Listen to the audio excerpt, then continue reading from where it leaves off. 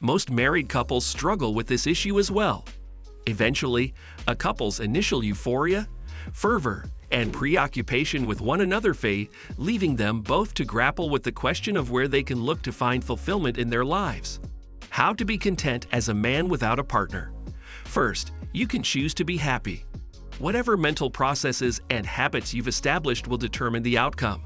This is the product of the cognitive self-statements we feed and concentrate on in response to the events of our daily lives. It's trickier than it seems, since any information that runs counter to our established norms will simply bounce off the surface and not penetrate our defenses, like a flat stone skipping across a lake.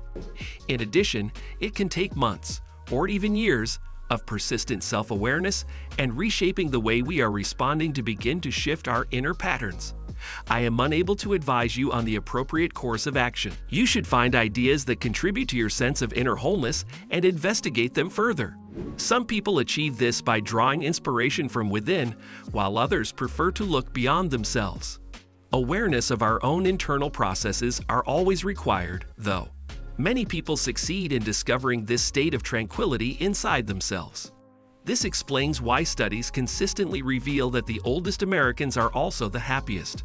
Some elders may grow jaded with age, but others may learn to embrace their circumstances and find peace with time. Third, cooperation and concern for one another. The more time we spend thinking about ourselves, the more neurotic and miserable we become, according to psychological research. But those who say they share a lot and care a lot about others are the happiest.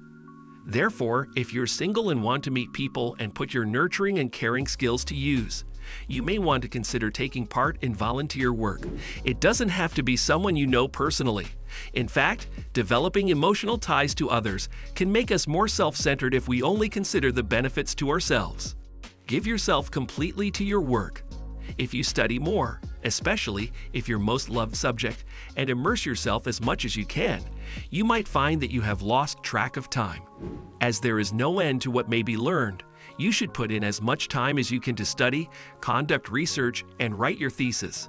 Then see how your failures become far less severe, if not disappear entirely. Item 5. Stay away from the love stories. That won't help and will just serve to divert your attention. Ignore any and all thoughts of love, romance, and lasting attachments.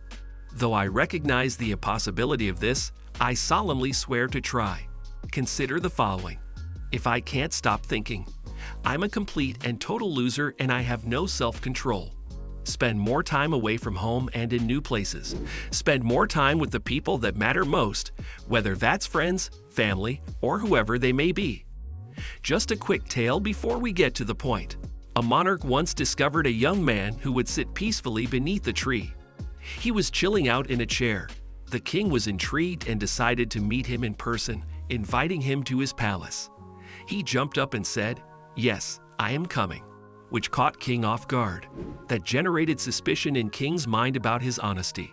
The king gave him a suite in the most luxurious area of the palace, complete with staff and young girls to serve him, and he graciously accepted a magnificent king-size bed. He graciously took every palatial treat that was offered to him. The monarch suspected the man of being a liar. The image of the young man portraying himself as a saint sprang to me as he walked by. For a while, King questioned his own integrity. After 6 months, the king stated to him during an early morning stroll through the grounds, "One question has been persistently tormenting me, and I want to get rid of it. For the past 6 months, I have had trouble sleeping because of it." The young man flat out invited any and all inquiries. To which King replied, "I want to know what the difference is between me and you. You're a palace dweller who takes full advantage of every amenity. That's the question. What separates me from you?" Insisting on venturing outside the realm's borders, the young man was eventually persuaded to do so. Both crossed over the river. The young man stood on the opposite beach and replied, "My answer is that I am moving ahead. I was wondering if you wanted to come along." He answered, "I have to take care of a kingdom, my wife, my children.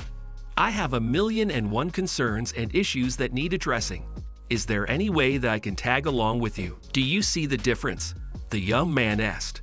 "Just as happy as I had been at your palace, I was just as happy under my tree. Whether I'm in a castle or a jungle, my level of awareness is the same. I don't need much, just a tree to sit under, the young man said. It does not matter to me at all.